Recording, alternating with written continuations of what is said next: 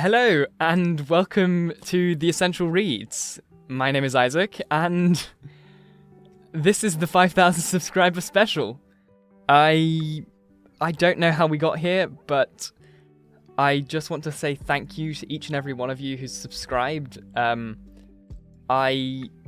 never thought I would get here, and the fact that I've come all the way from starting this channel in 2019, I'm absolutely astounded. You have, each and every one of you, changed my life for the better, and yeah, you are all fantastic. Thank you so very much. I'm trying my best not to swear, but you guys are incredible. Thank you. I did a poll on the community thingy to see what you would like for this. It was either like a live reading or a Q&A, and a lot of you thought a live reading would be cool, but that, you know, I'm based in Europe, in France, and the majority of my viewers are based in the United States or Australia, or, you know, of course I've got viewers around Europe, but the majority are based in the US, so they'd probably miss the live reading. So we're doing a Q&A instead, and some of you have asked some questions. So I thought I'd separate this video into two sort of bits, a bit about me and then the questions, because some of the questions will make a lot more sense, or the answers to those questions will make a lot more sense if you have a bit of background about me first. Whew, that's my fifth take of that line. So yeah, let's dive in. I want to start first and foremost by saying this sort of thing's very weird for me. I don't really like talking about myself, hence why I read books for a living, and I don't talk to people. I just stay in this, what is my laundry room, with curtains and sound panels and all those sort of things around me, and I read books. I don't go outside. I am a hermit that stays in one place. I don't roam. I just stay here. But I agreed to doing this, and because many of you don't know anything about me apart from I look like this and I'm British, clearly, it'll hopefully be fun for you. So, quick history about me that makes your questions a bit easier to answer, or for you to understand my answers better. I was born in Sutton Coldfield in the Midlands, which is an area just outside of Birmingham. Yes, Peaky Blinders. We lived on a small farm in Staffordshire, where the best breed of dog is from, the Staffordshire Bull Terrier. S-tier dog right there. And when we were very small, like 2 or whatever, we moved into Walsall in the Black Country, which is where we lived until my twin brother and I were 5. We then moved to Lichfield in Staffordshire from Walsall because the Walsall accent is the worst accent in the United Kingdom. It has been voted year on year the worst accent in the United Kingdom, and I wholeheartedly agree. And the only explanation I've received from my family about why we moved is because the accent is terrible and we didn't really want my brother and me sounding like that. It sounds offensive. It probably is offensive, but England, because we have so many accents and there's a big north-south divide, people are judged on their accents, and our parents didn't want us sort of judged for our accents, so we moved. That's the explanation they've given me, anyway. There could be other reasons, but that's what they've given me. You can tell that I'm very, very good reading off of paper, and that I'm not good at talking, because this is a mess. So, in Birmingham, when we were, in Walsall, my brother and I, we did a little bit of theatre stuff when we did a big play of Annie on stage, which was, if I'm remembering properly, a lot of fun. And we did a couple of other things, but don't quote me on that. And that is where you could say that the theatre bug infected me. When we were in Lichfield, we stayed there for 3-ish years, and then our parents decided to uphaul our life and move to Australia. And not the fun Australia, the Texas Australia. We could do this because my dad's Australian, and Dad happened to work in the construction industry at the time, and in 2006, rural Texas Australia, called Queensland, was having a bit of a housing boom. So we moved to the arse end of nowhere, to a little town called Kingaroy, where the nearest city was about 2.5 hours drive away. And my family stayed there until my brother and I finished high school. Some fun stuff happened in 2012 involving my dad, a motorcycle, and a car trailer that led to a bunch of interesting mental health stuff that I'm not going to go into here because it isn't really the place, and my therapist is great. But Dad was constantly in and out of hospital from the point of the crash until pretty much now. And it's been a pretty interesting decade for my whole family, as you could probably assume. Anyway, after my brother and I finished high school, my family decided to move again to Brisbane, which is probably somewhere you've maybe heard of, or as the people of Queensland call it, Bris Vegas. I don't really know why. As you can tell from my accent, I didn't assimilate. I was in high school studying all of these sciencey subjects because I wanted to be a doctor. Or, as I more recently came to understand, because I wanted people to think something nice about me, and I suppose that doctor was a very highly regarded job, so if I was a doctor, people would think nice things about me. I don't know. I've had a rough childhood. Socially, my parents did a great job, but socially my childhood was a bit messed up. What I didn't factor into this, though, is that I have severe anxiety that is even worse in test conditions. So, as you can guess, I didn't get into medicine. But I was still gunning for it because I'm an achiever. So, I enrolled in biomedical science in Australia with the idea to transition into medicine later on. That year at university was both great and awful. It was awful because, though I enjoyed learning about the human body and ethics in science, I hated what I was studying and got really, really depressed. Yay! But it was great for one reason. At university, because I was studying a quote-unquote nerdy subject, I fell in with the nerds and the board game society. Yes, it is that nerdy, and it's great. Don't judge me. You're all here watching a book channel, you can't judge me. Anyway, in this society, sounds like a cult, in this society, I met some fantastic people, and I got to stretch some muscles that I hadn't really used since I was maybe 5? I got introduced to tabletop role-playing games. For those unacquainted, because a movie came out this year, there's a great game called Dungeons & Dragons. For those acquainted, we played Call of Cthulhu, Legend of the Five Rings, Shadowrun, Dungeons & Dragons, a bunch of stuff. It was great. And I was invited to play a couple of games of Legend of the Five Rings and Call of Cthulhu. And 2 of these eventually became campaigns, and I got to roleplay, and I freaking loved it. It was the most fun I have had in maybe my life. It was so good. That little bit of respite that I got from the world and its crushing feeling that I got while playing those TTP RPGs was just amazing. And having a great DM like both Lewis and Matt was fantastic. It, sadly though, no matter how good it was, wasn't enough to bring me out of my depression, because that isn't quite how depression works. I needed a break. And more importantly, I needed to figure out what I wanted to do with myself without feeling any pressure from external sources. Just take time to look at myself and ask, what do I like doing? What do I want to do? Eventually, I had a chat with my mum, who I love to bits. She's so good to me. And we agreed that I would stop studying for a year, take a gap year. And after that year, I would probably have a better idea of what I wanted to do.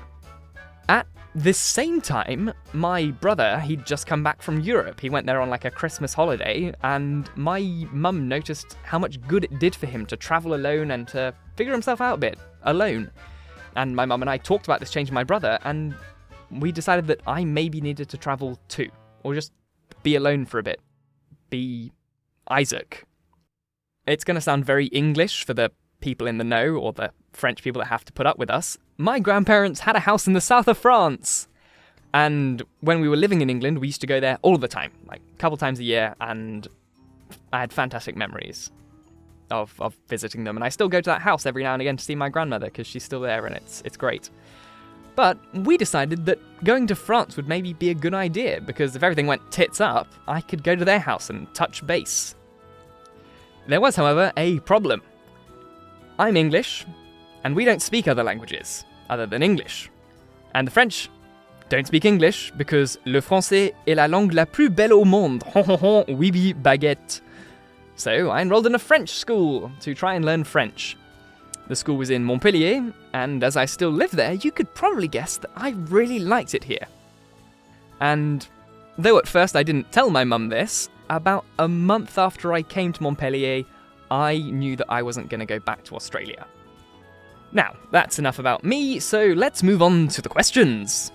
A very long-time viewer and commenter, who I've yet to meet but is based in France, called JuDe Melon, or if you go to his actual channel, which I shall link in the description, he's called JuDe Melon, and he does like film reviews and stuff. He's super cool.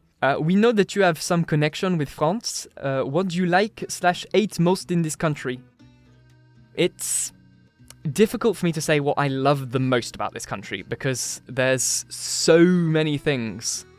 The walkability, the public transport, the free healthcare that you don't get in Australia, the rent that doesn't cost 2,000 euros per month, and a blood sacrifice, unless you're in Paris, the wine, the cheese, the bread.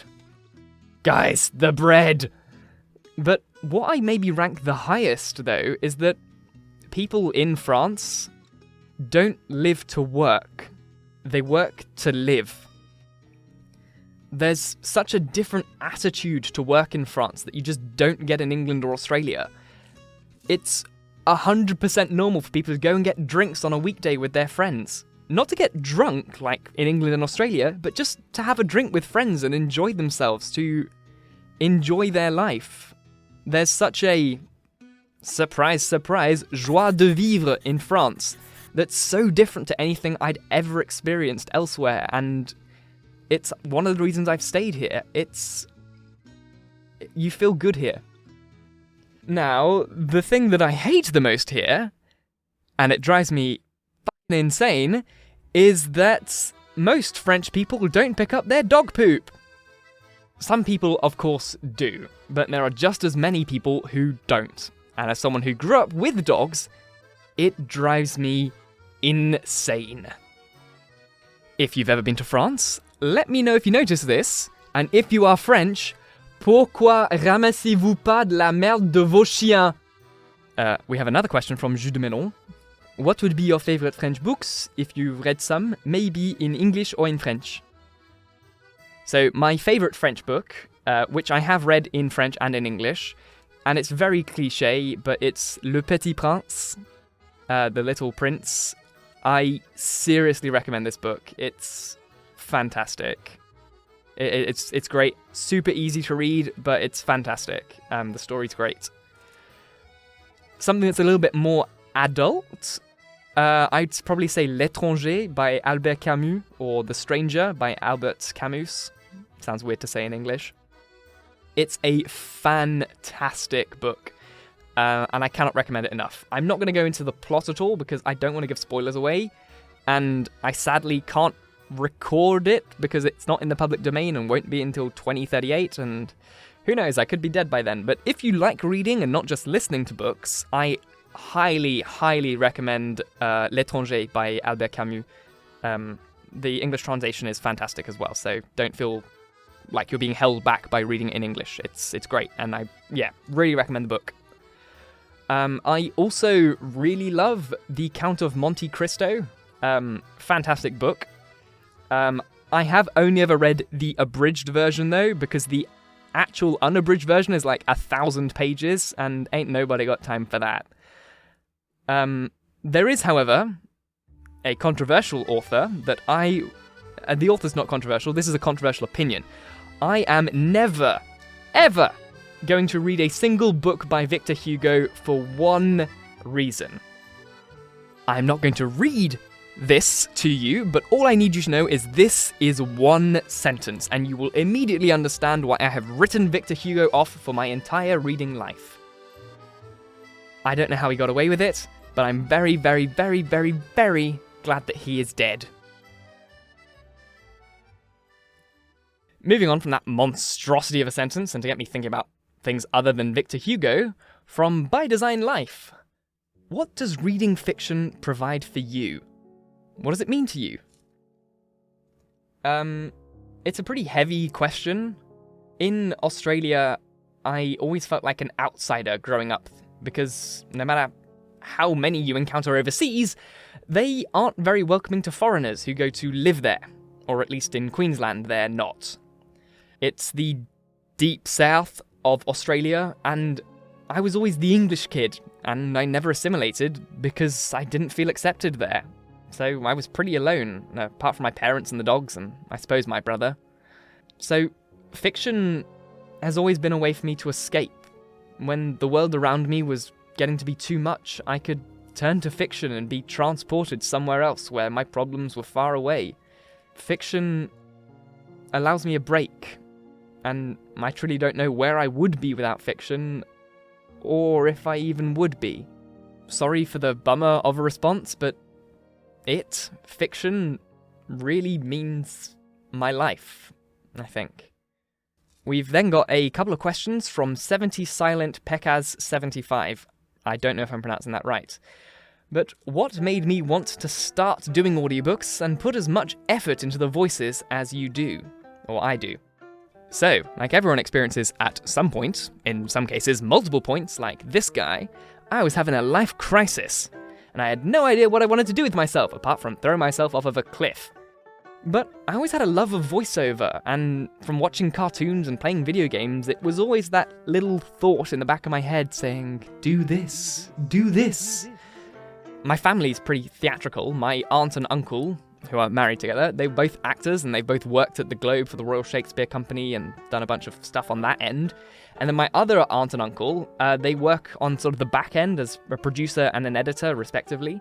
So there's always been that connection to the arts in my life, and we've always done weird accents and voices to each other, and it's always been a part of my life, say, the voices aspect, the theatrics aspect.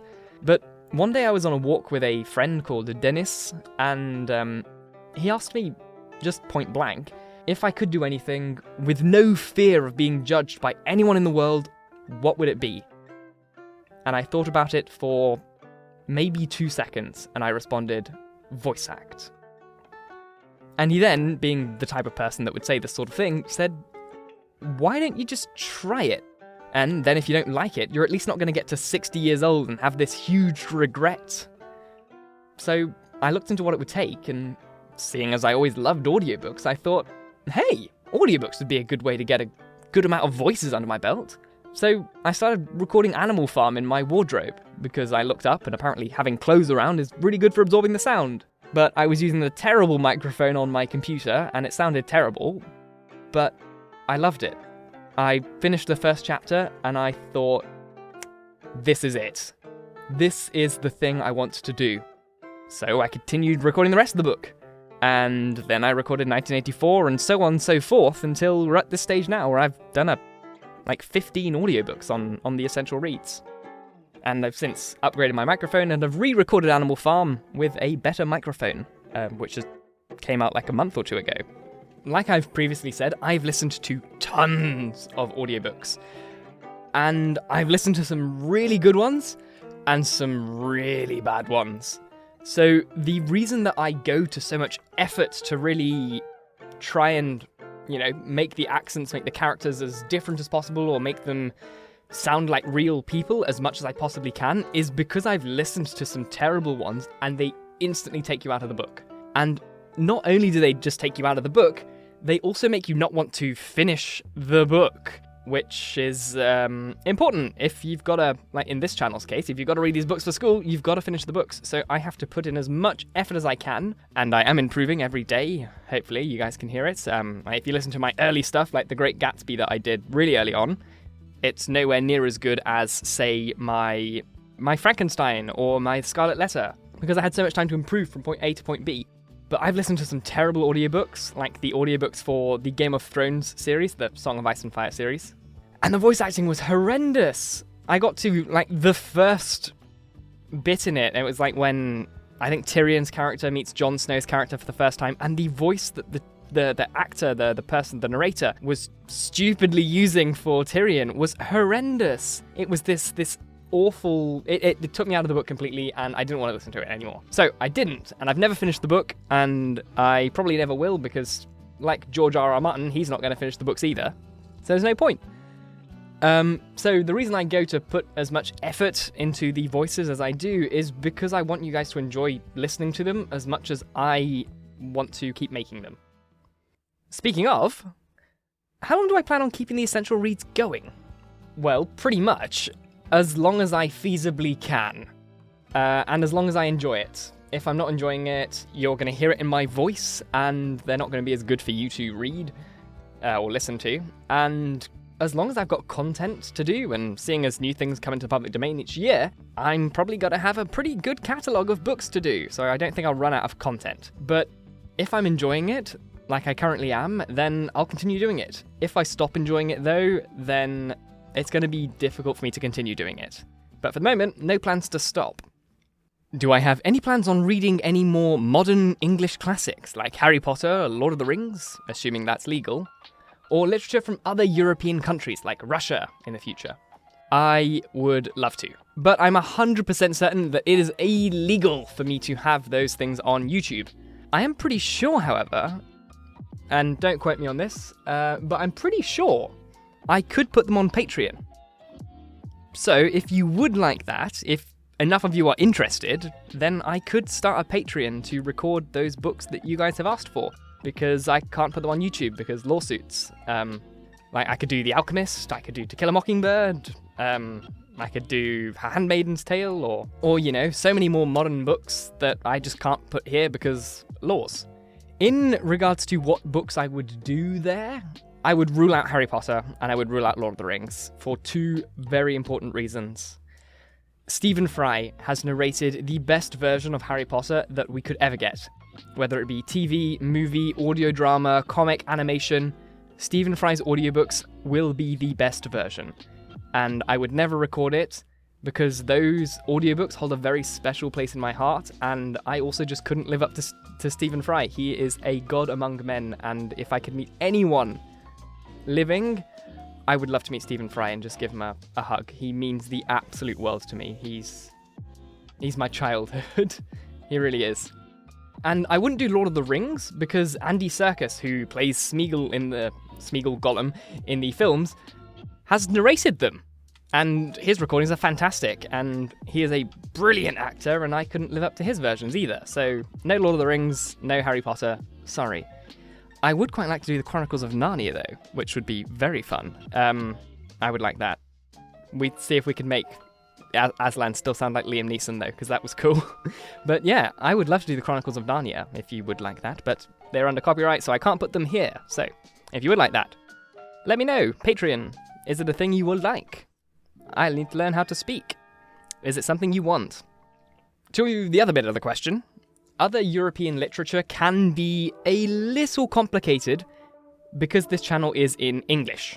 There are, of course, certain texts that were published centuries ago that I can do because, you know, they were published centuries ago. But because I record here in English, the legality of the book being on my channel depends on which translation I'm reading and when that translation was published, not when the original book was published. It gets complicated. Copyright law is really difficult, and I try my best to follow it. I would, of course, however, love to record The Brothers Karamazov, Notes from Underground, Crime and Punishment by Dostoevsky. I'd love to do The Metamorphosis, The Trial and the Castle by Franz Kafka. I'd love to do Don Quixote by Cervantes. 100 Years of Solitude by Gabriel Garcia Marquez, and there's probably a ton that I'm forgetting right now. Maybe Albert Camus, like I mentioned before, L'Étranger, that would be fun. I don't remember who asked this question, as I've got over 340 videos, and it's going to be one hell of a challenge to find it, but if you did write it, then please let me know, and I'll do a thing. I'll say thanks. I don't know. Are you going to bring on other people to read books? Would I like to? Yes, 100% yes, I would love to. But I believe in paying people fairly for their work. And there is no way whatever that I could possibly pay for someone to record an audiobook. I could give them a couple of euros here and there, but I could never pay them actual rates for an audiobook. The general pay, if you're going sort of by the union rates, is about $150 to $300 per completed hour of book. So you record it, you edit it, you send it away, $150 per hour of completed audiobook. The channel simply doesn't make enough money for me to do that.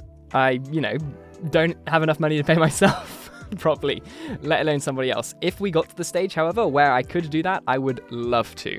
It would be fantastic. It would be brilliant. If you want to support me, do the things. Maybe we can bring on someone else for like a special book. I don't know. But support me and do the things and we'll see what we can do. Now, to round out this video, in no particular order and with no explanation, because this video is probably long enough, I thought it would be fun to tell you some of my favourite books. The Importance of Being Earnest, Animal Farm, 1984, Dracula, Frankenstein, The Grapes of Wrath, Lord of the Flies. These books are on my channel, you can listen to them. Anything by P.G. Wodehouse. He is so funny. He's so funny.